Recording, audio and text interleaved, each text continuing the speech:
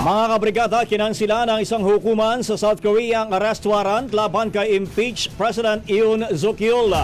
Si Yoon ay inaresto noong January 15 matapos po niyang pansamantalang ideklara ang martial law noong December 3 na kanyang binawi makalipas ang 6 na oras kasunod ng pagtutol ng parlamento.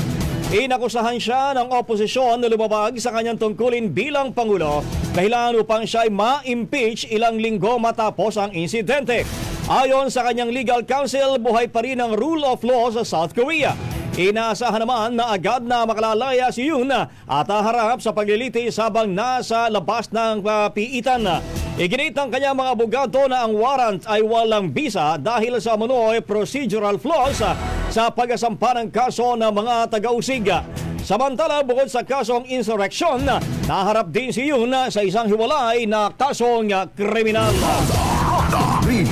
Ang bahaging ito ay hatid sa atin ng DriveMax Herbal Capsule. Lalaking angat, tumatagal.